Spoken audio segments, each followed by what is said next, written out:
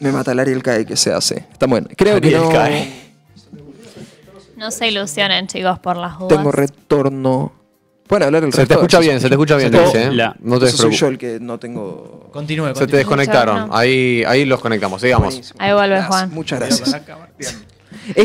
Hola Alan, ¿cómo estás? Bienvenido de nuevo. Feliz día para vos también, compañero. Y feliz día para toda la gente que está diciendo en el chat y deseándonos todos, especialmente para Morita, que a partir de ahora también quizás la podemos contar dentro de nuestras filas. Gracias, chicos. Morita, en vez de LLA, Morita, Caca. PBA. Sería- Cuca. Hay que pensarlo mejor, hay que Morita se va a pensarlo cucar. mejor. Cora Cabala. Perdón, fue muy bueno. No era tan bueno el chiste. No, pero me causó gracia el apellido, no importa. Perdón, Mora. Señor Facundo Martín. Sí, Adelante. adelante. Bien. Un poco cuando hablábamos en las reuniones de producción sobre cómo hacer las divisiones para encarar el 17 de octubre, hablamos de bueno, los comienzos, de qué dio lugar a la llegada de ese 17 de octubre. Perdón, sigo sin retorno yo, ¿eh? No, pero decíselo. Vuelve Juan. Que lo vimos Piensan pasar. como que no lo están viendo, chicos. Tipo los nenes cuando juegan a Para mí las ese micro- escondidas. Exactamente. ¿No tiene que ver con el volumen desde allá, quizás? Puede ser. Igual Facu, podés seguir. ¿Sí o no? Sí, sí. ¿Sigo? Bueno. Y usamos una palabra a la hora de definir la columna que era burbujeo. Y me quedó patente. soda. Efectivamente. Muy bien, Manu. Pero claro, burbujeo hace referencia a algo como bastante corto, breve.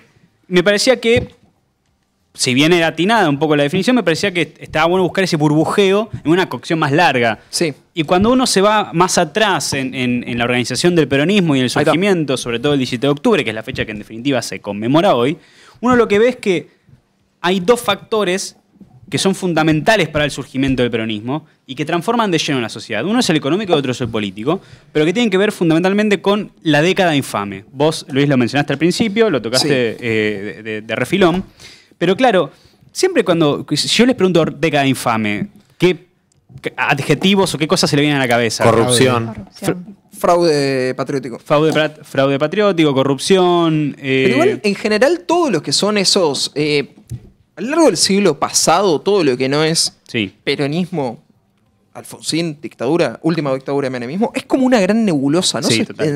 no está como inculcado en la educación del argentino todo lo que pasó en eso. ¿Sabes cuál es la única palabra que me acuerdo de haberlo visto en la secundaria en historia? Modelo agroexportador. Es todo lo que Bueno, recuerdo. claro. Y eso, y me das el pie para arrancar por uno de los carriles que utilicé para armar esta columna, que es el económico. ¿Por qué? Porque ¿cuándo arranca esta década infame o cuándo se fecha? Digo, en 1930, cuando se hace el golpe militar a Irigoyen, a Hipólito Yrigoyen, último de los presidentes radicales, que tenía mucha banca electoral y era realmente una maquinaria electoral la del irigoyenismo, ¿sí? Digo, no paró de ganar elecciones. Entonces, lo que encontraron las fuerzas conservadoras, sobre todo apalancadas en el aparato militar en ese momento para sacar a Irigoyen del medio, fue un golpe de Estado, ¿sí? Pero ¿cuál es el marco económico? Decía, bueno, la década en términos generales, hasta la llegada del peronismo, puede destacarse por tres cuestiones que son clave a la hora de pensarla, ¿no? La Primera Guerra Mundial, de 1914 a 1919, 1918, el crack bursátil del 29, ¿sí? Y la Segunda Guerra Mundial. Y las tres atentan contra el modelo exportador de Argentina.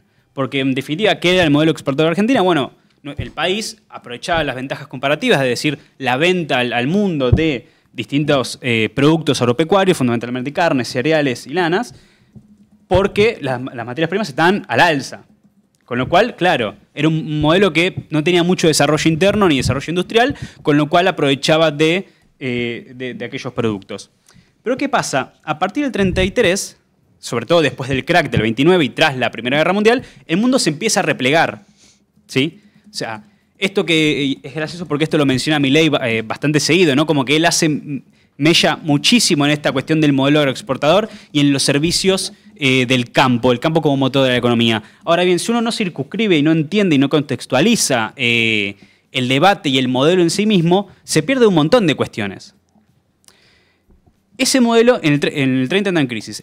A partir del 33, sobre todo a partir de la presidencia de Justo, menciono los 4 presidentes que atravesaron la década infame, presidentes, uno del primero gobierno de facto, José Félix Uriburu, Agustín P. Justo, Roberto Ortiz, Ramón Castillo. ¿Sí? Para que tengamos, son los 4 nombres que aparecieron y que desfilaron por aquella década. ¿Qué pasa? Esto será contraintuitivo, pero yo les puedo decir que en el momento donde las fuerzas conservadoras buscaron establecer su hegemonía a través de la corrupción y el fraude patriótico, bueno, ahí aparecieron los instrumentos económicos que uno a priori diría son peronistas o, por ejemplo, son más de tinte keynesiano. Bien. Bueno, en realidad lo que conocemos como keynesianismo criollo, si se quiere, apareció en ese momento. Sí. Por ejemplo, los famosos controles de cambio, palabra que hoy encontramos muchísimo. La creación del Banco Central, institución que el propio presidente actualmente quiere romper o destruir. No sé, la unificación de impuestos, la creación de distintas juntas reguladoras, la Junta Reguladora de Carne, la Junta Reguladora de Cereales. Digo, en un contexto de repliegue económico, como mencioné al principio, el gobierno lo que empezó a hacer es establecer un plan económico de contención donde el Estado empezó a intervenir cada vez más y donde empezó a decir, bueno, se vende tanto, se vende así y se vende allá. ¿Se entiende? Manteniendo esta parte agroexportadora, digamos, de granero. Sí, más o menos en realidad. Mermaba muchísimo. Vos pensá que más o menos para entrar a la década, Argentina exportaba un porcentaje de alrededor del 57% de su producto, cuando en la media general del mundo era de 15 y 16% de los productos internos de cada país. Digo, una animalada exportaba Argentina. Sin embargo, eso con el crack del 29 se empezó a caer cada vez más. Digo, pasó a la mitad. Y empezó ese modelo que era la rueda principal del desarrollo económico argentino, empezó a trabarse. Pero ¿qué pasó en paralelo? Porque tu principal fuente de crecimiento económico y tu principal fuente de sustentación se traba. Se traba también quienes hacen mover esa rueda. Con lo cual, el campo, que era el espacio, la geografía que más traccionaba este modelo, empezó a tener cada vez más excedente de trabajadores. Entonces, claro, los chabones decían, che, loco, o sea, el patrón no me da laburo, no tengo qué hacer, estoy al pedo, bueno, me voy a la ciudad. Y ahí aparecen dos Y cuestiones. además, perdón, en preperonismo hay que Sí. entender que, a ver, cuando vos lees cualquier texto que habla de cómo era ser un laburante en esa época, se habla de que era prácticamente la esclavitud. Sí, sí, sí. El gran pecado de Perón, que lo distancia para siempre con el campo, es establecer con el Estatuto del Peón ciertas reglas universales. Antes los estancieros eran como dioses o tus padres, eran realmente dueños de la gente que estaba ahí y establecían las condiciones. Vos querés ganarte el mango, vas a laburar exactamente como yo te digo, cuando yo te digo, cómo yo te digo. Y algo que no tocamos, que también se puede relacionar con esto, es el anuncio que hizo Caputo hace poco de La reforma laboral. Ese es un tema que hasta que no haya algo concreto es todo biribiri. Milei dijo, no, bueno, pon eso en la mesa si quieren, si no quieren. Entonces Sí, ni hablar. hay que ver qué onda. Que se viene una reforma laboral, sí, pero ahora suficientes programas para tratarlo más adelante. En ese marco, vos mencionaste en tu editorial el pacto Roca-Runciman. Sí, señor. Que bueno, efectivamente, fue un pacto, fue un manotazo de ahogado que hace el gobierno conservador. ¿Para qué? Para poder restablecer más o menos los niveles de exportación de carnes, sobre todo en Gran Bretaña en ese momento. Tal cual, porque se había cerrado muchísimo justamente el comercio de Gran Bretaña e Inglaterra. Que en ese momento era la primera potencia y la que traccionaba ese orden mundial en aquel entonces. Más adelante va a ser Estados Unidos. Pero claro, pero ahí había un tema, digo, bueno, vos depositás esto que vos mencionabas al principio, bueno, ¿cuáles eran las condicionalidades de eso? Claro, toda la estructura ferroviaria del país, toda la estructura de aranceles y una serie de inversiones tenían como prioridad a Gran Bretaña, digo. E incluso había un vale, una especie de swap, si se quiere, de libras esterlinas, que claro, vos no podías usarlas más que en otro producto inglés. Es decir, carbón, whisky o ese tipo de cosas. Perdón, pero Sí, la dependencia económica con Inglaterra es histórica. Sí, sí. La primera vez que tomamos deuda con Inglaterra fue como si yo les dijera en 1880. Y fue, La Baring Brothers, sí, medio que porque pintó. Rivadavia. Sí. Era Rivadavia pidiendo un préstamo Ujú. sin mucho propósito, sin mucho... El primer empréstito nacional, sí, efectivamente. efectivamente. Es medio que nosotros todos crecimos como Inglaterra siendo un país importante por nuestra edad, pero no una mega potencia. Siempre era, ok, uno de los países del primer mundo, pero entre un Francia, un Inglaterra y una Alemania no ves mucha diferencia en lo que era. Hay que entender que en un momento Inglaterra era un imperio mucho más grosso y mucho más importante que Estados Unidos y que el resto de países. Por eso también es medio loco, para mirar el pasado y mirar el presente y todas esas cosas en simultáneo. Milei se está aliando con un Estados Unidos que cae, que va a caer y que puede perder la hegemonía con... Bueno, pueden quedar ahí. Pueden caer ahí, ya está. Como le pasó a Inglaterra, que desapareció total y completamente de los primeros puestos del mundo, le puede pasar a Estados Unidos. Pero en un momento, el que nos tenía agarrados y que no nos soltaba y que nos usaba para lo que sea, al punto de quedarse con territorio propio, como lo es Malvinas, fue Inglaterra, a un punto mucho más importante. Y como vos decís, no producen una mierda que nos sirva, carbón y whisky. Exactamente. No, tal cual. Incluso vos fíjate la necesidad de tener una visión estratégica para ubicarte geopolíticamente en el contexto.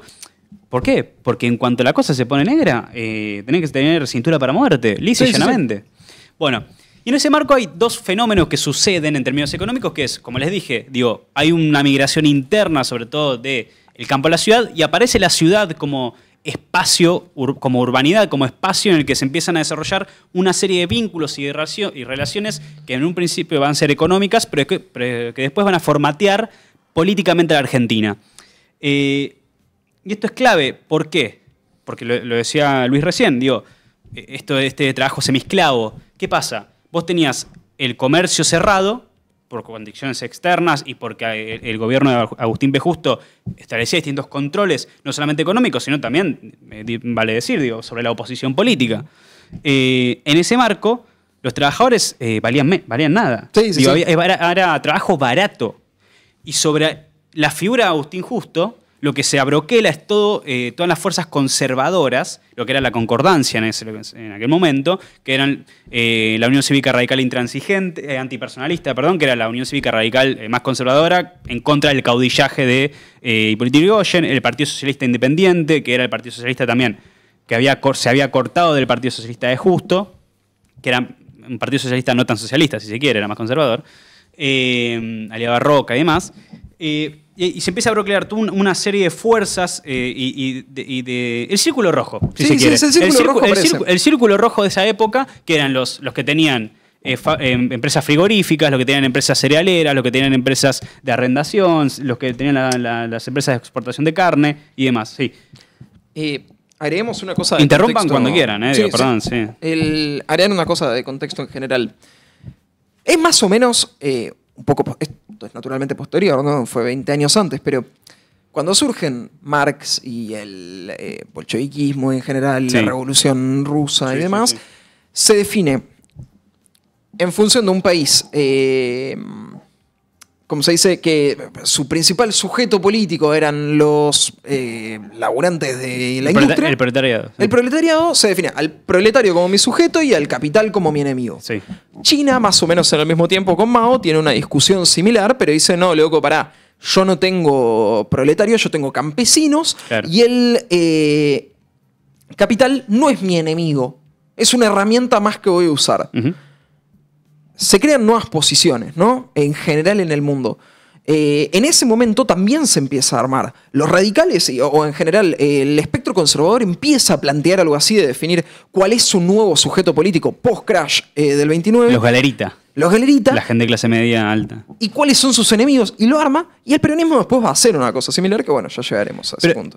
Bueno, eso está bueno. Lo que es, Argentina era un foco de pensamiento político donde se estaba pensando y reconfigurando completamente lo que podía ser un Estado y lo que podía ser pensar una nación. Es interesante eso que decís porque... hay una mirada quizás medio de pasiones frías alrededor de la década infame, como toda gente muy acomodadita, muy del bigote, traje, que no... Y no, era un hervidero Argentina en ese momento. Y tengamos en cuenta, esto ya cierro la parte económica, porque... ¿Qué pasa? Todo este contingente de trabajadores que llegan a la ciudad, ¿qué pasa? Argentina no tenía, por ejemplo, el código edilicio argentino, es decir, que da las órdenes de cómo se construye la ciudad, lo que se aprueba y que no, recién en 1944. se crea más o menos. Entonces es como, bueno, de repente llega un contingente de personas que empiezan a ubicarse en el sur de la ciudad, que empiezan a crearse inmobiliarias medio blue, que empiezan a hacerse, que empiezan a hacerse negocios inmobiliarios así ilegales. Pero además agregamos un factor. La forma en la que nosotros concebimos al argentino así, con su galerita y demás, la imagen que vos tenés de un argentino común en la Rambla de Mar del Plata en 1940, es porque los pobres, los cabecitas negras, no venían a la ciudad. Era medio como un gran country. La ciudad de Buenos Aires. No había tanta migración de población como es hoy, que el que vive en provincia viene a laburar en la capital. En servicios son lo que carajo fue. Claro, por supuesto. En esa época la capital era para los ricos y el resto del país para todo el resto de... Y eso me llevas a un tema fundamental. Lo digo así medio de sopesón, pero digo, la ley Sáenz Peña en 1912, que recién en 1916 con la elección de Irigoyen se va a poder aplicar, pero eso le da a las masas la posibilidad de votar. Y eso se veta en 1930. Digo, gente que quería, obviamente estamos hablando de un sufragio universal entre muchas comillas, simplemente masculino, 18 años, digo, ¿no? Con todas las restricciones que sabíamos que en esa época tenía. E incluso objetado, ¿no? Pero bueno, eso se rompe con la década infame, hay una restauración oligárquica, como se dice por parte de los historiadores, y claro, todo ese torrente social que vos mencionás empieza a ser ese burbujeo del que hablamos al principio, ¿sí? Porque aparte tengamos en cuenta que vienen de afuera comunistas, anarquistas, que quieren de alguna manera organizar el sindicalismo, que lo logran hacer precariamente, pero que van a ser violentamente sometidos con el correr del tiempo. Y de hecho, cuando se instaura la década, lo que después se va a llamar la década infame, porque ellos no se autopercibían de la década infame, ¿no? Claramente. Pero digo, ahí vos tenías dos sectores muy fuertes dentro del ejército, que son el sector nacionalista de Uriburu y el sector más liberal de Justo. ¿Y qué termina sucediendo ahí? Bueno, el sector liberal, el sector nacionalista quería hacer un golpe refundacional, es decir, un golpe que rompa con todo lo previo, que saque a la UCR y a las fuerzas populares de la vista, gobernar sin ningún tipo de convocatoria de elecciones posteriores, disolver todo el entramado político y del sistema partidario. Y el otro golpe que se vislumbraba, que era el de Justo, que era un golpe más ortopédico, dicen algunos historiadores. Un golpe corto para corregir la situación política, ordenar un poco la macro y volver a llamar a elecciones. Pero sin prescindir del sistema político. ¿Pero qué va a pasar? En términos políticos, se impone la mirada... No, me reí porque me acordé de algo que leí, perdón. Fue re graciosa la década infame en términos me reí de algo, boludo. Bueno, asesinatos en el medio del Congreso, hacer una bomba. No, bueno, pará, un montón de esas anécdotas, hay un montón, boludo. Tipo, ¿cómo se batían a duelo? Lemoyne asesinando a Pagano ahí. Pero claro, o sea, hay algunas escenas. El duelo era legal. El duelo legal, claro. ¿Ustedes saben lo que es un duelo? Tipo, sí. No puedo creer que eso existió. El duelo era una institución legal que vos tenías que... Facu, yo estaba muy hinchado las bolas de vos. Te decía, te reto a duelo, vos me tenías que aceptar por tu honor. Y caminamos sobre el otro lado, nos damos vuelta y nos ponemos un tiro. I demand a trial by combat, dijo. Literal. Así. Bueno, el juicio por combate de países que todavía lo tienen instituido, solamente que ninguno te deja aplicarlo. Pero en el momento, tipo, vos podés, técnicamente es tu derecho, ir y plantear que querés un juicio por combate. Terrible. Es increíble. Bueno, pero perdón, prefiero eso antes de sacarnos una batalla de selfie, boludo. No, claro. Es un chiste. Obvio que se prefiere. También es mejor el juicio. Sí. Es mejor el juicio por combate contra Khabib Nurmagomedov que ser peronista e ir a un juicio en la Argentina. Sí, claramente. Te conviene toda la vida. Tenés más chances. ¿Vieron la pelea? Cuchillo. ¿Vieron lo que fue en Twitter hace, que habrá sido 6 meses, de si 100 hombres le pueden ganar a un solo gorila? Tenés más chances siendo un hombre contra 100 gorilas que de ganar un juicio en la Argentina siendo peronista. Y ya un peronista le ha ganado a varios gorilas. Sigamos. No, Cierren el programa acá. Ya tenemos lo que vinimos a buscar. ¿Qué viene sucediendo con esta cuestión de la década infame? Bueno, que elección tras elección, porque había convocatoria de elecciones, lo que se hacía era una especie de fraude patriótico, como veníamos diciendo. Pero ¿qué pasa? Claro. ¿Qué sería el fraude patriótico? Voto cantado. el voto no era vos no entrabas a la urna. No, levantá la mano, yo voto por Claro, pero si vos hacías yo voto por tal, estabas marcadito. Y sí. Entonces te venía alguien y te decía muy amablemente, mire, chico Manu, si usted no quiere perder la vida, va a tener que votar por las fuerzas del coronel Justo. Bueno, ¿Qué les parece? Bueno, y así iba sucediendo, efectivamente. Pero claro, eso empezó a generar malestar. Y en el año 39, fundamentalmente, que es cuando inicia la Segunda Guerra Mundial, y con el desarrollo de la Segunda Guerra, eso empieza a complicar la situación interna en Argentina. ¿Por qué? Porque el ejército tenía una mirada bastante simpática de lo que era la Alemania nazi. Y al interior de las fuerzas republicanas, si se puede llamar de esa manera, era como, ¿cómo vamos a estar del lado del Führer? Eso es inadmisible, ¿no? Las clases... y también estaba la oposición Exacto. a Inglaterra, a la figura de Inglaterra. Bueno, exactamente. Estoy por decir algo que podría ser cortado en el peor de los contextos del mundo. Pero en esa época Ese, no yo. la información no viajaba en barco, pero casi. No, Y Male, sí. no es el momento para filmar con las historias. Te poncharon con toda la cámara para que sea fácil de recortar Claro. también. No, literal no es el momento para hacer historias. La información no viajaba en barco, pero casi. Sí, y obvio. a vos lo que te llegaba de la Alemania nazi era un país nacionalista que estaba en contra de Inglaterra, que estaba industrializándose a ritmos totalmente esquizofrénicos, y además no solamente eso, sino que estaban instaurando un montón de derechos del trabajador y de los animales y de cosas así. O que estaban No- levantando a Alemania en 10 años, la habían hecho la potencia mundial de ¿Pero vuelta. Claro. qué diario te llegaba? ¿La derecha diario? No, boludo, pero el tema es que vos tenés que pensar que... Y sí le estás justificando durante la ser época nazi. hasta que invaden Austria, habrá sido... que la opinión de la Alemania nazi no era la misma. Hasta Churchill decía, con Adolfo podemos negociar y es un tipo con el que se puede hablar. Había una cosa del mundo donde no tenía celulares apuntando a cada rincón para saber exactamente qué pasaba en Auschwitz desde el principio. No, claro, eso vino juzgar- mucho después, Eso incluso. vino mucho, claro. No, Los campos de no. concentración se descubrieron después. Mucho después. Entonces, la información que se tenía en el momento era un modelo nacional, industrial y contrahegemónico, lo que había en el momento. Entonces, Y anticomunista, lo y anticomunista lo que a que- muchos sectores de Argentina les ha caído bien también. particularmente el general Perón, eso era tipo él era profundamente anticomunista en general, pero desde otra perspectiva. Y bueno, lo que quiero ir es, la información que había en el momento no era la información que se tenía ahora. Entonces, cuando tenés que analizar este tipo de cosas, vos decís y automáticamente te horrorizás, ¿cómo van a bancar la Alemania nazi? Bueno, al principio era una cosa que la información que te llegaba pintaba una cosa bastante menos... Diferente. Sí, diferente. Sí, ni hablar. Y eso empieza a generar mucho conflicto interno en el país. Cuando yo digo el país, digo todo esto Buenos Aires, ¿no? Sí, sí. O sea, cabe aclarar. Pero Hacía bueno, falta. Igual nos manejamos así todas las emisiones del programa. sí, ¿no? Como que Sí, sí, sí. 60 años Nunca después. lo hemos aclarado. Estamos en 80 años después no retiro pasó haciendo mucho. un Pero programa de streaming. ¿qué va pasando? El régimen conservador oligárquico empieza a desgranarse por dentro, porque dentro de las propias Fuerzas Armadas, que dicho sea de paso, la década infame se sostiene fundamentalmente sobre el ejército empieza a mirarse a sí mismo y dice, estas no son las tareas que nosotros tenemos que ejercer en la República. Nosotros tenemos que tener una mirada estratégica y una mirada más de ordenador social. Quien tenía esa mirada de ordenador social, ¿quién era? Juan Domingo Sí. Perón. JDP. Exactamente. ¿Por qué? Porque ¿para qué servía el ejército únicamente? Para sostener el poder de Justo o de los coroneles posteriores, pero además como garante de las elecciones fraudulentas.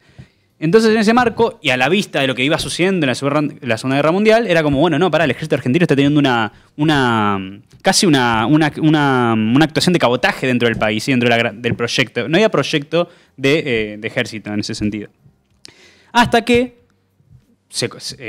junio del 43, una línea del ejército en la que se encontraba Perón, el grupo de Oficiales Unidos, efectivamente, con, miren esto, o sea, esto es loco, ¿no? 10.000 hombres, y en el que Perón no tuvo una gran responsabilidad, lleva adelante un golpe de Estado y corta en el 43 con la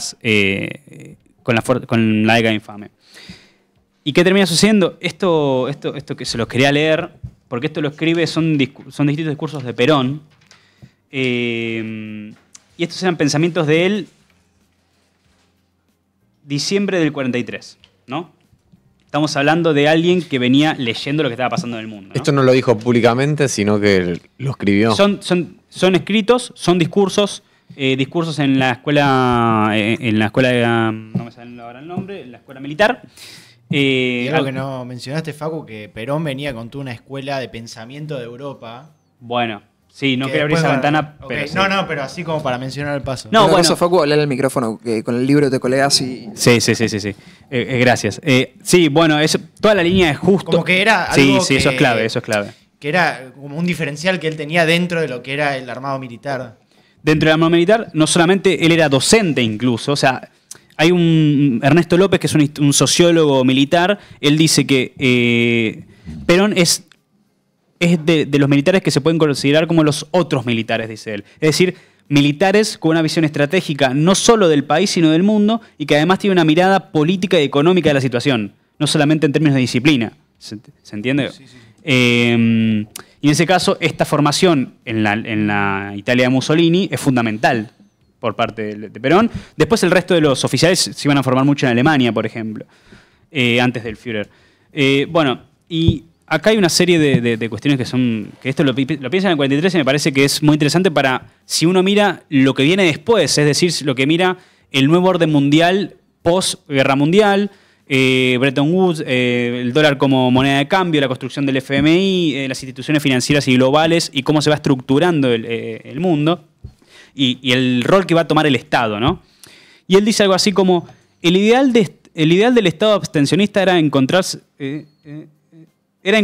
frente a ciudadanos aislados, desamparados y económicamente débiles, con el fin de pulverizar las fuerzas productoras y conseguir, por contraste, un poder arrollador, es decir, las fuerzas autoritarias. La contrapartida fue el sindicalismo anárquico, ahí criticaba el anarquismo y el sindicalismo comunista. Simple sociedad de resistencia, sin otra finalidad que la de oponer a la intransigencia patronal y a la indiferencia del Estado una concentración de odios y resentimientos. La carencia de una orientación inteligente de la política social, la falta de organización de las profesiones y la ausencia de un ideal colectivo superior que reconfortara los espíritus y los templara para una acción esencialmente constructiva y profundamente patriótica, ha retrasado el momento en que las asociaciones profesionales estuviesen en condiciones de gravitar en la regulación de las condiciones de trabajo y de vida de los trabajadores. El ideal de un Estado no puede ser la carencia de asociaciones. Bueno, bajo todo ese espectro va a empezar a formular Perón no solamente su doctrina política y filosófica incluso, sino además su rosca, lisa y llanamente. Digo, Perón fue director del Departamento de Trabajo, que dependía del Ministerio del Interior, que después va a ser conocida como la famosa Secretaría de Estado de Trabajo y Previsión. Fue vicepresidente, fue ministro de Guerra, previamente fue subsecretario de Guerra. Digo, y a raíz, escalonadamente, va a empezar a tejer un ida y vuelta con ciertos sectores sindicales y gremiales, que después, a partir de eso, uno entiende el reclamo de los sectores urbanos y populares en 17 de octubre de 1945.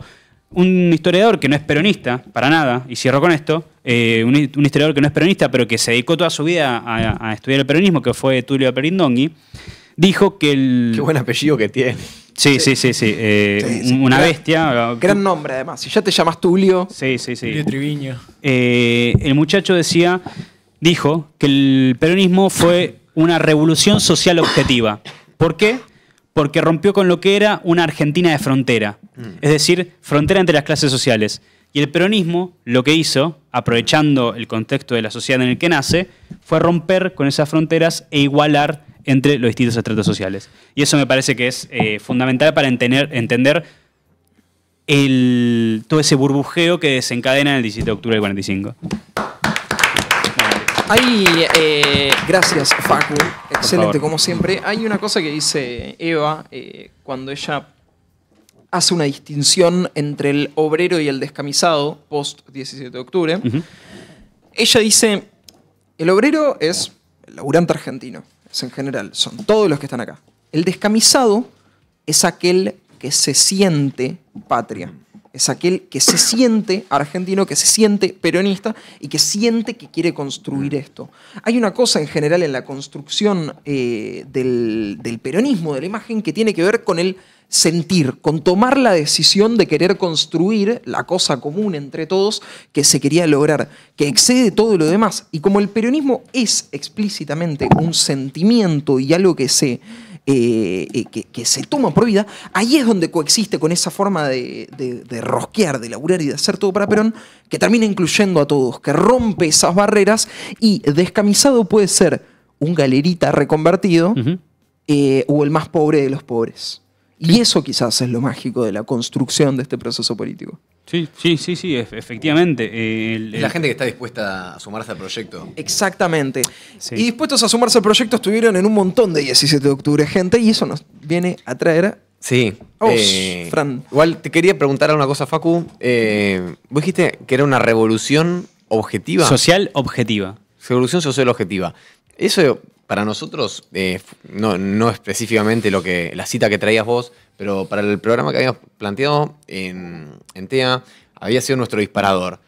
Te guste o no te guste, estés a favor o en contra del peronismo en líneas generales, que después si hablamos de Karen Reichard bardeó directamente a los peronistas. Eso es algo que no hace ningún político Enfermedad mental. Que tenga ganas de ganar en la provincia de Buenos Aires, bardear a los peronistas. Pero bueno, estés de su lado o del otro, tenés que reconocer que ahí pasaron cosas. Sí, Que- sí. que todo el mundo... Es un antes y un después. Mismo que alguien total. se puede preguntar por qué estás haciendo un especial de 17 de octubre, tu programa es partidario, o tu programa sea partidario, no sea partidario. Tiene sentido hablar de un día que fue tremendamente histórico, donde los trabajadores consiguieron algo. Es la fecha más importante de la Argentina moderna. Es quizás el día que más cambia las cosas, que da vuelta... Como que si tuvieras que elegir un feriado para hacer, no, es un montón, pero... Sí, otro más. Bueno, feriado justamente fue el 17 de octubre en la Argentina peronista. Mirá cómo te lo enganché. Wow. En la Argentina, Sale Juan. en la Argentina peronista de los primeros 2 gobiernos de Perón fue feriado. Del Bien. 46 hasta el 54. Pues ya en el 55 no se llegó a festejar el 17 de octubre, lo festejó en el exilio. Como sabía del goce el general. No solamente era feriado el 17, sino que había un asueto el 18 de San Perón. Eso ya es una banda. No, igual para. sabía. No es una banda porque hay una cosa. Hay un error pensar que los que tienen la liturgia y el lenguaje religioso son los libertarios. El lenguaje religioso siempre fue del peronismo. Julia Rosenberg, en su excelente columna del 17 de octubre que hizo este año, levantaba una foto del primer local de la primera unidad básica del peronismo femenino. Que era como así decirlo, tipo, como vos tenés o la cámpora o el no encuentro, todas las cosas que había en el kirchnerismo. Bueno, está el peronismo femenino como agrupación de mujeres, así tal cual. Y arriba, en la puerta de su local, decía 17 de octubre, Día del Milagro Argentino. Esa era el peso y el valor que le daban los correligionarios en ese momento de la historia. Era el milagro, como conectando de nuevo con lo del Estatuto del Peón y demás, era dejar de ser esclavos para pasar a tener una entidad. Fue algo que lo que hizo el peronismo en algún punto fue dar la posibilidad de que las vidas valga la pena vivirlas. De que seas quien seas, nazcas donde nazcas, tengas la posibilidad de vivir una vida que valga la pena ser vivida. Dar un propósito. Y eso, medio que en Argentina, o te lo da Dios o te lo da Perón. No hay Bueno, mucho más. Vos fijate, perdóname, un pequeño dato No, económico. dale. Digo, en términos de Producto Bruto Interno, los trabajadores alcanzaron a llegar al 50% del PBI en participación de la distribución económica. O sea, estamos hablando de también otra época, otro momento, pero digo, una participación del obrero, ya que estamos hablando del sujeto político, del proletario, de la mitad de la producción nacional. ¿Eso qué es una significa? locura. ¿Que la mitad de la producción va para Claro, ellos o que la generan que ellos? la generan, o sea, ¿se entiende? O sea, es una locura. Es una locura. Bueno, dentro de los que elegí y elegimos hablar, porque recuerdo que esto está un poco choreado de una columna que hizo Fiore. Te dio explícitamente permiso en el chat para usar Buenísimo. su información. La del 49 es una que no puedo dejar de tocar. ¿Por qué? Primero porque es una de las primeras grandes fiestas que tiene el peronismo. Ya, a ver, 46, 47, 48 son fiestas, pero en el 49 hay trenes especiales que tienen recorridos especiales para llegar a Buenos Aires. O sea, obviamente, y esto hay muchos críticos del peronismo que lo dicen, hay un aparato del Estado que facilita que eso sea una fiesta, que vaya la gente. Es real. Y las concentraciones en las terminales de Constitución, de Retiro y en Plaza Miserere, súper populares. Pero el 49 tiene algo especial, que es la primera vez que se canta en el 17 de octubre la marcha peronista. Bien. Y la canta también Hugo del Carril.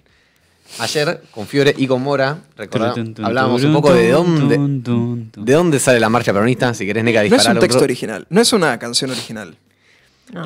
Por lo menos la melodía no es una canción original. Muchachos de... Los muchachos de Barraca, supuestamente decía la canción. Y una canción de cancha. Los muchachos de Barracas. ¿Barraca ¿Sí? Central? Sí, así. real. Entiendo. Era el Social y Deportivo Barracas, si no me mira. equivoco, que era un club de la época. Y también. Claro, ¿no? Está en todos lados, no puede ser. Y entonces, bueno, tiene esto de especial que tiene el 49, que fue la primera vez que se cantó esta canción, que hoy en día suena en todos los actos. Y Y nada, aparte Hugo del Carril no era un 4 de copa, que digamos. Claro. Hugo del Carril es el gran cantor del peronismo, digamos. No. Sí, pero era una figura top pre-peronismo incluso. Sí, o sea, a nivel de su carrera artística Sí, ya no, era por eso. recontra Una persona importante. consagrada, sí, en ese momento. Es como si la marcha de hoy la hiciese Lali. Bueno, Sería un montón. Me parece que se te fue la... Estamos- muchachos perdidos. No. ay, la imitación fue eso, no Rey Lali. Sí, Rey fue Lali exactamente mal. igual. No me imaginé eso. Bueno, de acá puedo... Igual, Nica, tengo las tapas Apaga de el los diarios micrófono, como esa para ir chica. ilustrando. Mira, la del 49 Ah. revistió contornos excepcionales la celebración del 17 de octubre. ¿Qué diario es este, Fran? Clarín, casi es? todas las que traje son de Dice- ¿Viste el Clarín. Como muy cartel del grande en medio el que medio. dice Clarín? No, pero pensé que era tipo... Fake. Podía ser... No, No, podía ser tipo... le una tiraban nota. Sí, una parte del medio. Un del diario. yarau Le acá. tiraban un palito. Yarao. no sé. Era el diario llamado Revistió Contornos Excepcionales la celebración del 17 de octubre. A una propaganda de Clarín en el Laborista, ¿no? También puede ser. Bueno, y si quieres pasamos a la siguiente, Neca. Washington rechazó la protesta soviética. No importa. La otra que traje es la del 51. El 51 pasan un montón de cosas. Si está la pasamos, si no la ponemos no pasa nada. La del 51, dale. En el 51 va en torno a dos cosas. Primero, todos los discursos son hablando de alguien que tiene la cronología peronista fresca, se lo puede imaginar, en torno a Eva Perón. Sí. Eva, en agosto, se anuncia que no va a ser candidata y ya se anuncia también el estado de salud de gravedad que ya estaba. De hecho, ella iba a hablar en este acto y no puede hablar, o sea, no tiene la fortaleza física para poder hablar, estaba muy emocionada además, y termina hablando Perón. Creo, no voy a decir algo que no sé, entonces esto lo pongo a duda, que al final del acto ella habla, pero no lo sé. Y se le entrega una medalla de honor por la entrega peronista al pueblo.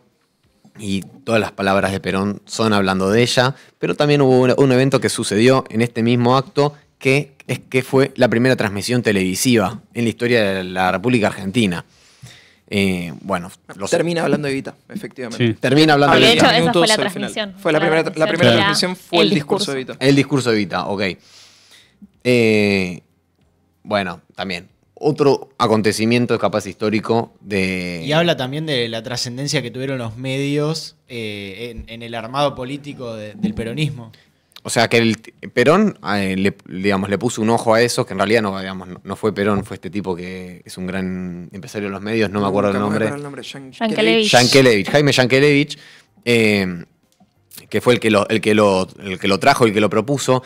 Pero igualmente Perón no tenía ningún tipo de necesidad de hacerlo porque la televisión no tenía nadie de televisión. Había un par de receptores, se pusieron en los alrededores de Plaza de Mayo, en algunos edificios importantes, y capaz alguien que por algún motivo se había comprado un receptor de televisión. Pero no solamente no lo iba a ver nadie, sino que para que estalle la televisión faltaban como por lo menos 7, 8 años más. Pero ahora te tenías que comprar Claro, pero una vos- porque capaz la veías hablar Evita. No, Claro. pero mira, imagínate que vos hoy estás mencionando que esa fue la primera transmisión de televisión del país. Entonces es eso, claro. Proof of concept. Lo hizo por eso, se puede decir. Demasiado visionario, ¿no? Y sí, pero a ver, no es muy loco. O sea, acaban de inventar una pantallita Bueno, que y te si muestra está la- lo que pasa en otro lugar. Es medio loco. Y si está la tapa ahí de Clarín, ahí dice, otro hecho notable de la jornada fue la televisión. Ya, o sea, algo hubo, ¿no? Claro, para mí Claro. no fue. No, a ver, pero obvio. A ver, antes no existía una capa de vidrio que te mostraba imágenes. Era como medio recontra el futuro. Hay un simbolismo re grosso en que lo primero que se transmita por eso sea Evita. Mirá la cantidad de gente que hay, es increíble. Sí, en la otra imagen también teníamos un montón de gente. Disculpa, Neca, que te había hecho cambiar de la imagen, la habías puesto bien y te hice cambiarla, pero porque no encontré lo que quería encontrar. Y bueno, justo Clarín lo marca como los grandes avances de la ciencia, que hoy en día nos parece una pavada, pero bueno, claro, en ese momento no tenía sentido. Si Otra. pasamos... Vidrio que te muestra fotos. ¿Verdad? Locura. Sí, no, tal cual. Sí. Si pasamos, podemos pasar al del 71. Elipsis, gran elipsis, pero me pareció interesante. El titular, convocan elecciones. El general Laluce elige esa fecha para anunciar el llamado a elecciones. Bueno, de ahí abajo se puede ver una noticia de Chile, que está con unos grandes problemas con el tema de, ¿cómo se llama el presidente? Salvador Allende. Salvador Allende. Y Lanús elige este día para anunciar el llamado a elecciones. No sé si será para dispersar la noticia, para dispersar el día, o la conmemoración que va a ser. Y en este proceso que había de la desproscripción del peronismo, Héctor Cámpora va a hacer un acto en la sede del PJ donde iban a pasar un audio de Perón. Como el audio de Cristina que pasan en el acto. Tenemos un audio para escuchar en vivo. Sí, es en un audio de Perón. La cosa es que en un local que se iba a hacer un evento adentro, en interiores. Bueno, el lugar rebalsó de gente, se iba a trasladar a otro local, pero ya para cuando era la cantidad de gente que había ahí, no se iba a ir. ¿Y qué pasó? Pasó esto. ¿Cómo Y mandaban el audio? ¿Perón grababa un vinilo Es de una, puerta de hierro y lo es- mandaba para acá? es una re pregunta, ¿no? Tiene que haber sido eso, ¿no? Sí, aparte para esa época ya había un avance tecnológico importante. radio. Sí, O sí, una sí, cinta. sí. O cinta, sí, debería. Sí. Claro, una yo veía cinta. cinta en Claro, esa época, cinta, era un claro, toque más claro. fácil. Bueno, la gente no se fue y hubo una represión que Manda obviamente wifi, terminó váyanse. con como 160 detenidos. Y no solamente en Buenos Aires, sino en todas partes del país, toda la gente que intentó celebrar ese día, aprovechando un momento de proscripción, terminó gaseada, golpeada, y fue un 17 de octubre trágico. Bien. Pasando al del... no, yo te dije el del 71 y no, es el del 72, perdón. No sé por qué dije el del 71, el 72. Pasando al del 73, y uno dice, no, si nos podemos hacer las cuentas, es el último de Perón con vida. Claro. El del 73. Bueno, ahí lo tenemos, fue celebrado el Día de la Lealtad. Los festejos en el 73 fueron chiquitos. ¿Por qué? Porque había un clima de que había una necesidad de trabajar día y noche, para no solamente para salir de una crisis y de unos problemas que estaba teniendo la Argentina, sino para eliminar algunas pugnas internas que tenía el peronismo. Entonces se decide que no sea feriado ese día. Pues fíjate, perdón, ¿no? Sí. Otros 12 pistoleros caen ametrallados. O sea, ¿cómo eran denominados los tiroteos del 73?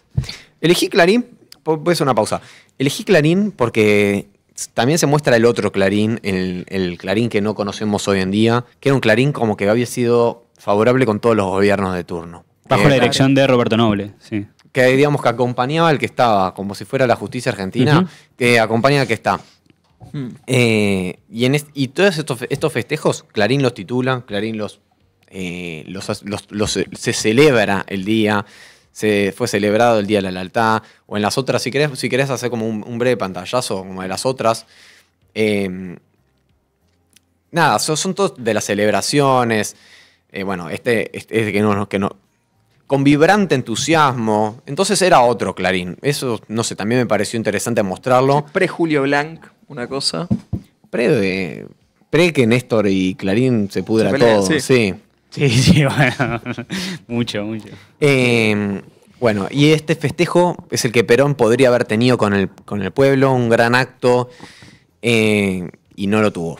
Entonces, ya si pasamos al del 74, ya vemos que el del 74 es otra cosa, es, Isabelita, que sí tuvo un acto masivo, pero ya sin Perón es otra cosa. Imagínense a Clarín diciendo, la Presidente convocó a la gran paritaria, se argentinizan 3 empresas. Increíble. Es Cuca Macuca. Bueno, hay una cosa que... ¿Vieron que el logo viejo de Clarín es prácticamente igual al de Montoneros? Hay algo, ¿eh? Hay algo. Mal. Es Hay muy algo. parecido. Es como que a veces hace es Batman. Hay algo. De día es Clarín y de noche son los montos. Y si podemos pasar al del 2010 directamente, ya estoy como a veces. Este es más moderno, este es 2019. El 2010 tenemos el video, ¿no? Acá ya me había muerto el video. Perón, ¿Tenemos el video? Las tapas no la puse porque tuve un error cuando lo busqué. Que es que busqué el 18 de octubre a ver cómo habían titulado. Y claro, el acto no se hizo el 17 de octubre, se hizo el 15 de octubre en River. Fue un acto en 2010, se hizo un acto en River que fue tremendamente popular. ¿Por qué se hizo el 15?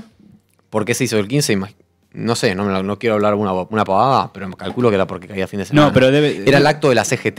En el que claro, porque tiene que ver con el paro general que hace la CGT, es previo. No me acuerdo si es 15 o 16, pero es por esa fecha, no es el 17. O sea, los reclamos son previos al 17. Bueno, es el acto de la CGT en el que... Ayer pasó igual, perdón, lo hizo el 16. Ok.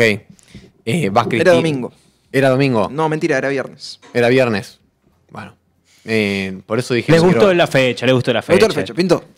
Bueno, pero para nosotros es relevante porque va Cristina, va Néstor. Año del Bicentenario, aparte, perdón, ¿no? No menor. Año del Bicentenario, momento en el que el kirchnerismo estaba fuerte, por así decirlo. Fue la hegemonía cuca. Sí. Mirá ese coso de la hora de los trabajadores, apasiona. Y nada, a ver, miren esto. Miren la cantidad de gente que habla. Compañeros y compañeras trabajadoras de la República Argentina, siento que este acto maravilloso y multitudinario refleja como pocas cosas Miren ese team. la profunda Bueno, si querés sacarle el sonido y volvemos. La naranja mecánica del Cuca Macuca era eso. Sí, los galácticos. Mal. Y algo que hablábamos también es que unos días después se muere Néstor, 2 semanas después. Y lo vemos ahí en el acto, y 2 semanas después se muere. Claro, de hecho, Yo se lo veo baqueteado ahí. tenía la indicación médica de no ir a ese acto. Y él quiso. Fue el acto. De hecho, si Néstor hubiese respetado un poco más las indicaciones médicas, hubiese ido al médico antes. Hubiese ido al esa médico cosa. antes, capaz. Si hubiese ido al médico antes y sobre todo si hubiese respetado lo que le pedían, quizás nos ahorrábamos el mega canje de Sturzenegger y el mega swap de Sturzenegger y el todo. Así de que por favor Sturzenegger. vayan al médico. Sí, loco, por favor, chequeo Ese es el anual. mensaje que queremos darle. Exactamente. Claro, sí, por favor. Era todo- Si pensás ser un dirigente peronista, por favor, ese chequeo, loco. Un wellness Dimos test, toda la vuelta para todo. eso. Bueno, un año después, Cristina tiene una conferencia, obviamente hay otros festejos, pero hace una conferencia el 17 de octubre, que el título no es Festejando el 17 de octubre, tantos años de peronismo, sino 60 años de la televisión argentina. Por esto del 51, ¿no? Mirá. Y arranca un poco diciendo esto porque nosotros recordamos, gracias a la televisión, que Evita vive. La recuerda Evita, que había sido le habían dado una medalla en ese acto, porque Perón vive y porque Néstor vive, ¿no? Ya pone... Lo sube al panteón a Néstor. Exactamente, no sabía cómo decirlo, pero Sí. es esa la Lo coloca en forma. el panteón de héroes del peronismo y lo equipara a los 2 fundadores. Que es algo atrevido, tiene sentido. Sí. Bueno, es una, sí, Sin lugar a dudas. es una- Ambas sí. cosas sí. Ambas Es cosas atrevido sí. y tiene sentido. Después pasamos a otros, que es que solamente porque ya los tenemos frescos. El 2019 hubo un acto en La Pampa que se dijo que fue el único acto en donde estuvieron todos los sectores del peronismo juntos, que hubo un solo acto previo a la elección. ¿Por qué fue en La Pampa? No me acuerdo. No sé, en La Pampa no, en Eva Perón fue. En la provincia de Eva fue. Claro. Y si pasamos a la del 2020, otra particular. Obviamente no se hizo abrazados comiendo choripán, sino que fue una marcha virtual que sufrió ciberataques y mucha gente no la pudo ni ver. Pero bueno, hubo autos de verdad, no sé, recorriendo las calles de distintas ciudades con banderas argentinas, con carteles, con imágenes. Qué bronca me da lo buena que era la frase de primeros los últimos. Y que No, pará, y perdón. Fotón. Parece de 1,80 m de pronto, Alberto. El enano con bastón. Enorme. Bueno, ¡Enano con bastón! eso fue todo. Quise traer algunos como para recordarlos. Excelente el repaso de los 17 de octubre más notables por el notable Francisco de Clich. Muchas gracias. Mora no Sabá no LLA. Mora Zavala.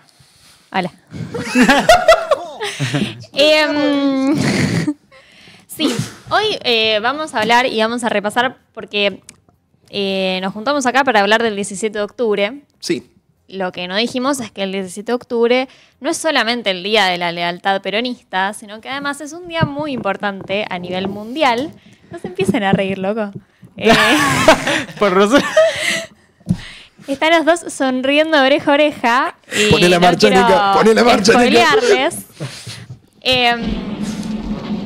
Ha habido en algún momento en la ONU, evidentemente, porque si no otra explicación no hay, algún termito peronista que dijo: me voy a mandar una divertida, y le salió efectivamente muy bien, porque el 17 de octubre la ONU decidió que fuera el Día Mundial de la Erradicación de la Pobreza. ¡Poné la marcha, Nica! Es una coincidencia muy divertida, chicos, lo vamos a decir. Es Bien. muy divertida. Sí, por algo será. Bueno, sí. Veremos. Sí. Ay, no se quiere subir del todo todavía. Yo lo digo, Está Bolívar tímida, argentino es la está fuerza más tímida. poderosa. Pero No, lo no, mandamos por a algo será, averiguar, por fue... algo será. Pará. Después... Sí. No, mentira, no hace nada. Después, al final te voy a hacer una pregunta, al final de la columna. Se tienen que quedar hasta el final, chicos. Se tienen que quedar hasta el final y vaya, si se pierden esto.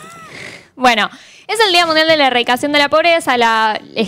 Se conmemora como una de las primeras veces que la ONU decidió que la pobreza era efectivamente una cuestión social y algo de lo que ameritaba juntarse a hablar. La primera fue en el 87 y desde ahí se quedó como el día en el que pensamos por un minuto sobre la pobreza a nivel mundial. Hoy en día, en lo que estamos en situación de pobreza, es que es uno de los objetivos de desarrollo sostenible. Para el 2030 se supone que vamos a erradicar la pobreza a nivel mundial y en todas sus formas. Qué optimismo. No sé qué tan cerca piensan que estamos, pero todavía hay unos 600 millones de pobres, de personas en pobreza extrema, ¿no? Tipo pobreza en todas sus formas, que era el objetivo inicial, pobreza extrema en el mundo. Ahora hay así 6 que millones ¿Se menos. acuerdan que igual. la campaña de Macri... Hay 12 millones menos, perdón. ¿Se acuerdan que estamos No, pero ella contribuyendo a dijo lo pobreza loco. extrema. Ah, usted está bien. ¿Ustedes recuerdan que la campaña de Macri era pobreza cero? Sí. Listo, seguimos. Ese era el comentario. A veces Eso es sí, todo lo con que una tengo para breve decir. línea ya está. Ya está. Quiero hacer un pequeñísimo paréntesis, pero Obvio. tenemos mucha carga federal el día de hoy en el chat. ¿En Eso me pone serio? muy contento, nos está mandando saludos. Gente de La Pampa. No, desde Chubut, desde Ushuaia, Pa. también internacional. Marcelo nos saluda desde Brasil. Desde Hay mucha Brasil. gente Qué grande Lula, viejo. Pero en el Qué sur no grande se está Lula, peleando mucho, así compañero que, Lula. compañero Lula. Bueno, Esteban y Sofía, que son las últimas personas que mandaron saludos desde Playa Unión Chubut y desde Ushuaia, les mandamos un beso. Un gran beso. Qué lindo. Bien. Qué bueno. Bueno, y de eso tenemos que pasar, la pobreza extrema, chicos. A nivel hoy en día... Para tipo, erradicación, la- Neca, no erradicación de la pobreza. No. No, ¿Cómo lo vas a descubrimos al llevar en gorila, vivo? Es terrible. El día de la erradicación de la pobreza, el día La de erradicación la quieren hacer tipo Y pobreza me culpaban estructural. a mí, loco, ¿eh? Yo Es el día copio y mundial pego. para hacer estructural la pobreza. Yo copio y pego. No me mandan al frente. Pica detrás Tendremos que de echar al cámara. productor. Lamentable. Lamentablemente habrá que flagelarlo apenas termine el programa. 8 azotes para Juan Mango. Bueno, como la ONU ya se dio cuenta que pensar en la erradicación de la pobreza en todas sus formas era un objetivo... Ay, ¿cómo había dicho la frase Macri? ¿Nos pusimos objetivos muy optimistas? ¿O cómo era? ¿Una cosa así? No, yo dije que eran optimistas. ¿Qué player? ¿Qué? Macri dijo que era pobreza cero, sí.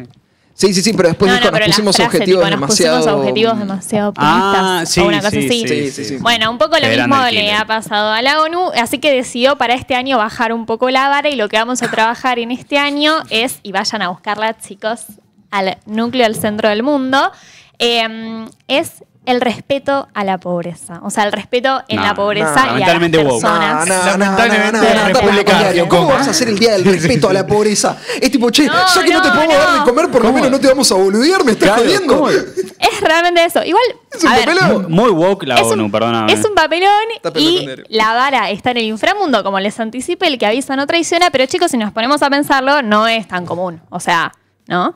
Bueno, Respetar a una depende. persona que está en la pobreza no es, No, lamentablemente, obvio, la pero regla. Acá le tengo que dar la derecha Pero- al presidente. La Agenda 2030 es una mierda. Y no fui yo. ¿Cómo que respeto? No, respeto es la de este año, chicos, por favor, no Este año nada más, para el año que viene vamos a volver a erradicar. No tenemos tiempo hasta el 2030 para Entonces Meca tenía repensar el razón. nombre. La erradicación de Es la un pobreza. problema eso, el del respeto. Tiene que ser un enemigo la pobreza, no en el sentido de que el pobre es tu enemigo, pero ¿Cómo, Fran? en el sentido de que tenés que Lo vas a limpiar. usar a Jorge Macri. Ya Es te una causa de recortaron, amigo. todos, de los que están en la pobreza y de los que no lo estamos. El antes y después No, igual, de Jorge capaz Macri que en los lincheras. voy a defender acá un poco a Lo la pensó ONU, Fran. capaz que me expliqué mal, o sea, no es el respeto a la pobreza, es justamente el respeto a las personas en la pobreza. Sí, ¿no? se Acá entiende, es peor. es medio a, papelón. a descriminalizar, como a sacar de ese lugar de desconfianza, y sino que se pueda pensar en la pobreza como un problema de todos y un problema sobre el que tenemos que colaborar y no algo tipo para mantener al Sí, margen. capaz lo que a mí me molesta es el hecho de que se haya dejado de pensar en erradicar la pobreza y se 100%. haya, para mí, a mi gusto, rebajado a, bueno, por lo menos respetémoslo. Fíjate lo mal que están. Pero podrían agregar otro día que diga, bueno, si no llegamos a erradicarla, por lo menos no nos matemos. Bueno, este es el objetivo para 2025. O sea, en 2025 los respetamos, en 2030 lo erradicamos. Nos abrazamos. Exactamente. Claro. Pero bueno, un poco Vamos piensa a en la cantar idea todo. de que hayan instituciones que piensen en las personas, que se ponga, que no se criminalice tampoco el rol de los padres, de las familias en la pobreza, ¿no? Mucho esto de culpar al padre por la situación de los niños y entender que es una situación en la que ninguna de las personas involucradas quieren estar. Y bueno, un poco esos son los objetivos o la idea de lo que se plantea la ONU en este Día Internacional de la Pobreza. Esto que estamos hablando ahora de tomar a la pobreza como una cuestión social a la cual darle importancia, no fue siempre así. La pobreza, así como la entendemos, como la medimos y como la vemos como problemática, nace mucho más adelante, como un poco después de la Segunda Guerra Mundial. Pero habían gobiernos que se preocupaban por la pobreza. Les voy a dar acá un pequeño guiño. Un poco antes. Vamos, Así carajo. que hoy vamos a hablar un poquito. Estoy escuchando bombos. Bien bajito empiezo a escuchar bombos acerca. Ahí está. Vamos Subile, a subile, hablar subile. un poquito sobre cómo era la pobreza durante el peronismo y cómo funcionaban también los sistemas un poco de Medición. prevención de la pobreza. No sé si se imaginan ustedes, por ejemplo, cómo se pedía un subsidio durante el peronismo en Argentina. Iba a la Secretaría de Previsión y Trabajo y se la pedía personalmente. Es algo muy parecido. Digo, hoy pensamos en los subsidios como una cuestión mucho más sistemática, mucho más estructural. En ese momento vos le tenías que mandar una carta a Evita en la que le contabas la situación en la que estabas. Papá Noel. Prácticamente. Para esta Navidad quiero una estufa. Papá Noel. Para esta Navidad O sea, quiero era parte del 30% de procedimiento real. Tipo, Mi abuela mandar- recibía juguetes de Eva. De la fundación. Sí, Sí, sí, sí. eso sí, pero Me ha tener que mandar contado. la cartita es increíble. Y no sé si ahí si mi tatarabuela lo O ha sea, hecho. un Pero... poco hay que darle la derecha a los gorilas de que capaz esa fue una de más. Un poquito de clientelismo. Bueno, ¿decís? de hecho no nació con el peronismo igual, así A que ver. no hace falta que les des la derecha en Buenísimo, eso. menos mal, me re De nada, preocupaba. de nada. No, era algo que existía antes, mandarle una carta a quien en ese momento estuviera en la presidencia de la sociedad beneficiaria. Pasa que cuando eso pasa a ser Fundación Eva Perón y Evita pasa a estar en ese rol, la carta era como mandarle justamente la carta a Evita, Claro. ¿no? Bueno, ahí se arrancaba todo un proceso en el cual en esa carta vos explicabas un poco quién eras, la situación en la que estabas y por qué necesitabas algo de ayuda. A partir de esa carta se iniciaba un legajo con los datos de la persona y se pasaba a ver si se le otorgaba efectivamente o no el subsidio a esta persona. Habían en ese momento 14 millones de argentinos, más o menos. ¿Tenemos algún dato de cuánta gente mandaba estas cartas? No hay, o sea, hay datos de pedidos de subsidio. No hay algo tan, ¿cómo explicarlo? ¿De subsidios otorgados en un registro? Sí, pero no es algo. Los subsidios no eran algo tan, como decíamos antes, sistematizado. O Claro. sea, la cantidad de gente que pedía o recibía subsidios no era la cantidad de gente pobre, era la cantidad de gente que entendía que había un Todo el sistema sistema para ahí hacer, claro. y tenía alguien al lado que pudiera escribirle la carta o Tal cual. supiera escribir. Digo, como hay una brecha grande. Pero bueno, era un pasito, ¿no? Bien. Acá se iniciaba justamente este proceso en el que pensaban si darle o no el subsidio. Había requisitos para saber si una persona podía o no podía acceder. Esos requisitos eran disminución de la capacidad del trabajo, o sea, que tengas una enfermedad crónica o hayas tenido algún accidente que eso signifique que no puedas trabajar más. Estado de necesidad o situación de desamparo. De estos 3 tenías que cumplir 2 para acceder a un subsidio. ¿Pueden adivinar? No sé si Francis ya leíste esto, pero espero que no. No te chusmeé nada. Quiero se que juguemos un copie poco a de adivinar glitch. cuánto es lo máximo que podías recibir. Tipo, el subsidio más caro que te podían dar El tema es que en qué moneda, ¿cómo lo imaginamos? 8 pesos. en Yuanes. pesos. 500 pesos. No. Es una barbaridad, eso te Solamente voy a decir una Buenos Aires cosa. entero. Con el estatuto del peón rural, a un peón rural le tenía que pagar 150 pesos. Vale, pero nos vamos a mover en esos, ok, ok, rangos. ok. Tiene buena datita. Ay, Bien. pero un subsidio. ¿Vos dijiste? No, yo estaba completamente en otro planeta, yo dije 8.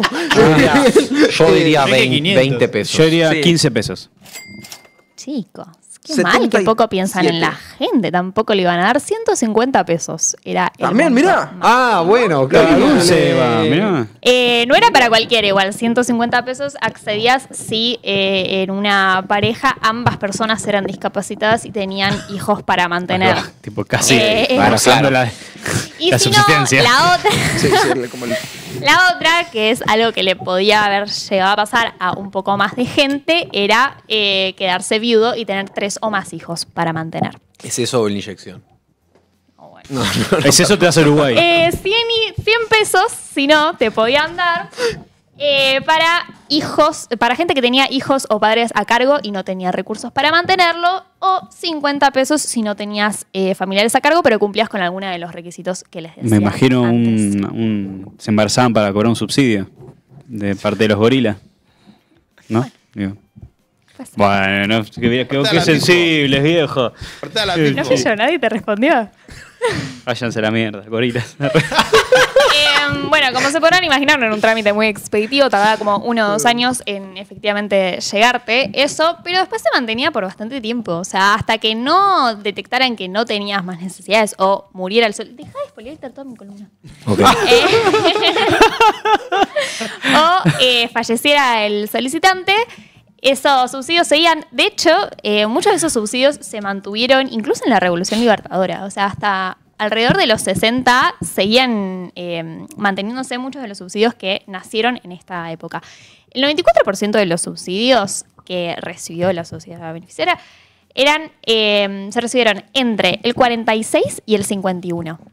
O sea, ese fue el momento donde un poco lo que se cree es que había justamente más noción de estas posibilidades y estaba Ok. más al alcance de la mano de la gente y la idea de, bueno, escribo una carta, cuento mi situación y capaz que alguien puede hacer algo al respecto. Post plan de alfabetización, Claro. post crecimiento de escolaridad, post todo, fue como que digo que ahora es un toque más viable que puedan entender todo el proceso. Bien. Y sí, tal cual.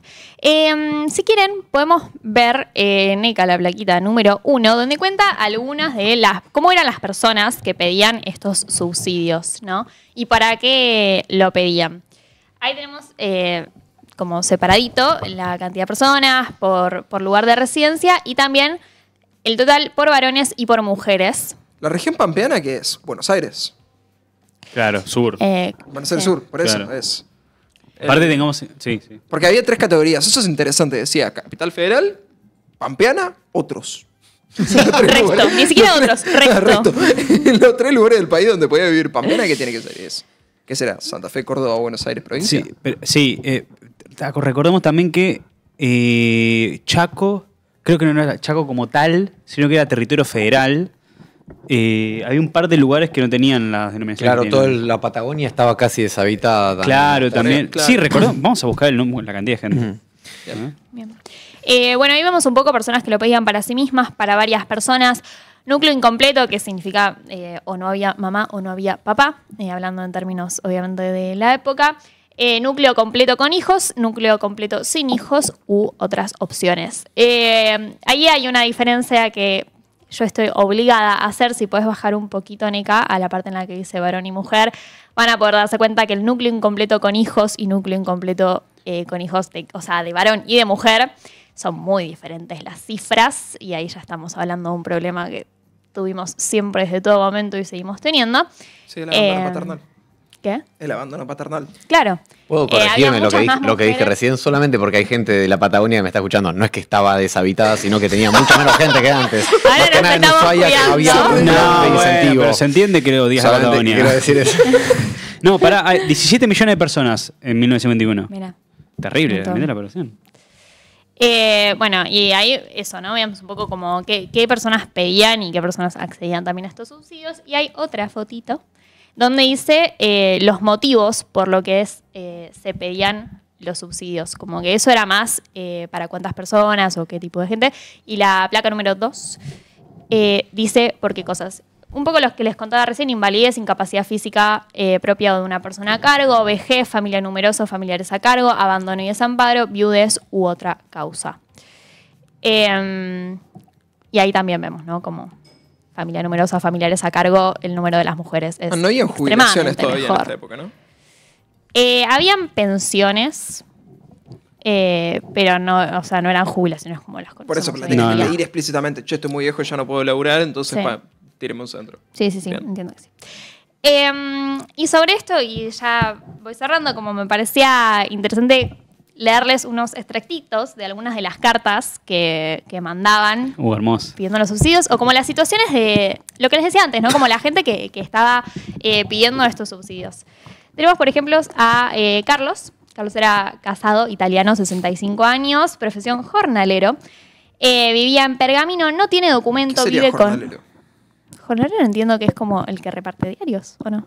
Creo que sí. Debe ser, ¿no? A ver qué es un jornalero. Alguien Vos lo seguí, puede vos seguí, vos buscar. seguí. Yo sigo entonces. No tiene documento, vive con su esposa enferma, él solo realiza changas cuando la artritis se lo permite, no tiene casa propia, vive en un galpón en la parte trasera de la vivienda de un hermano, quien también lo ayuda. No tiene hijos y tampoco pensión o jubilación. Eso es del 51. Entonces sí había jubilaciones. Entonces había jubilaciones. No estamos Sí. chequeando la información. No, igual no es el Pero sistema no es- previsional que Sí, tenemos sí, hoy. sí, obvio. Claro. Un jornalero es una persona que trabaja a cambio de un pago diario. Conocido Nada como que ver jornalero. con repartir. Alguien Bueno, que está, se- tiene sentido, dice changas. Con Para lo cual mí, tiene sentido. esto del jornalero está más relacionado también al mundo del campo, como gente que va, Sí, que laburás labura por la por el jornada. día y te vas. No, Abrimos la sección, sabía hablemos sin específicamente saber. yo qué era, Sí, sí. pero yo lo tenía Bueno, relacionado al mundo del campo. mucho tiempo. Bien. Eulogia, soltera, argentina, 50 años, sin profesión, Eulogia. domicilio. Eulogia, sí. Buen Raros. nombre. Eulogia. No sé. Puede ser. La tiene que decir, Domicilio en perdón. Paraná, Entre Ríos, tiene 6 hijos y fue abandonada por su concubino. Vive en un rancho con sus 4 hijos menores. Está muy enferma. Los 2 hijos mayores fueron a Buenos Aires a buscar trabajo y no sabe nada de ellos. Recibe ayuda de los vecinos. Háblale un Rosa- toquecito más al micrófono, por favor. Sí. Esto es toda gente que pidió ayuda al Estado.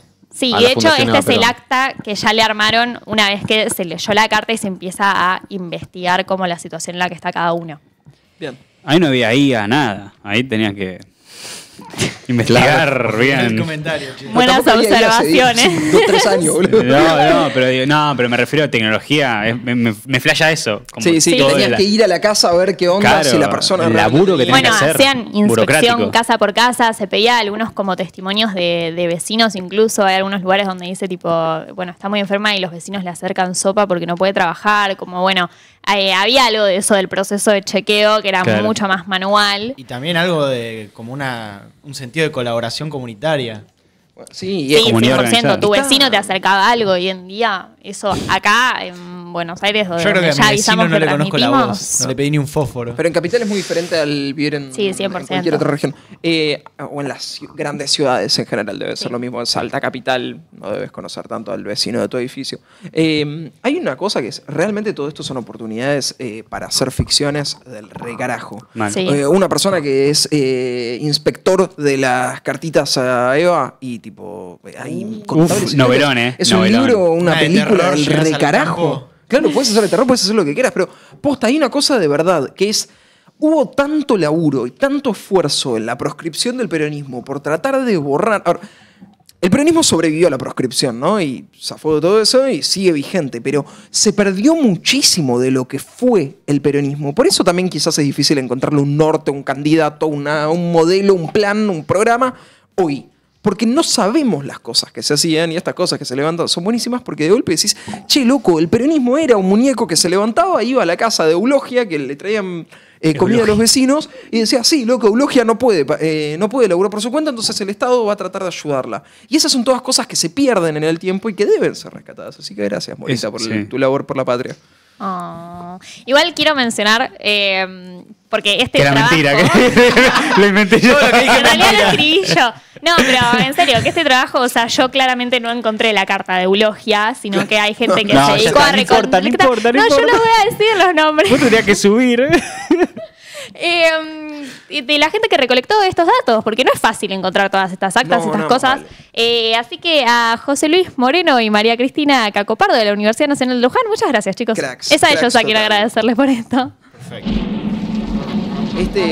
Quiero hacer un detalle con lo que estamos hablando recién sobre la Patagonia poblada o no, porque acá el amigo Esteban, que es de Tierra del Fuego, que además te felicita, Fran, por tu repaso de los 17 de octubre, es el que calificó de hermoso, Muchas gracias, Esteban. dice, Para que después vos le digas que la Patagonia no tenía. Claro, vos le volvés con eso. dice que había más unión cívico-militar en los lugares que eran territorio antes que fueran provincia porque los primeros asentamientos habían sido bases milicas. De hecho, acá en Ushuaia, en el edificio de la Armada, hay un cartel que dice fundó Ushuaia en...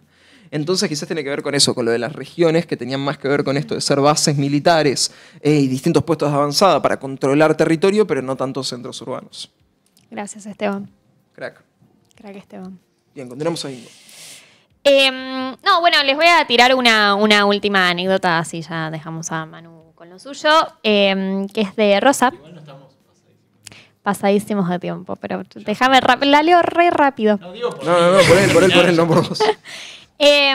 Rosa era viuda argentina de 70 años, vivía en Santa Rosa, La Pampa. Vive con su nieto casado, que es jornalero, que ahora sabemos qué significa. Alquilan un rancho de 2 piezas, aduce vejez y enfermedad. Su nieto no tiene trabajo permanente y sus ingresos no le alcanzan para pagar los medicamentos. Como que siento que son situaciones que si nos quedan muy lejanas. Podría ser una cositas- carta que nos mandó un oyente. Hay cositas que te resuenan. Que bueno, también tiene que ver con esto de lo que hablamos, ¿no? La pobreza como cuestión social, estructural y sistemática con la que tenemos que lidiar. Listo, chicos. Pequeño detalle. Muy bueno. Morita, después de hacer esta columna de investigar lo que ha hecho el peronismo y otros gobiernos con la pobreza, ¿te sentís un poco más compañera? Yo siempre tuve mi costado, compañero, chicos. Solo acá no lo saco porque me parece que alguien los tiene que tirar Yo un nunca poquito dije que para el éramos otro Suiza. lado. No somos Finlandia. Ay, Dios. Bueno. Pero bueno, acá ya me conocen. Soy aliada de la mayoría de sus causas. Está muy bien, está Muy muy bien. bien, buena definición.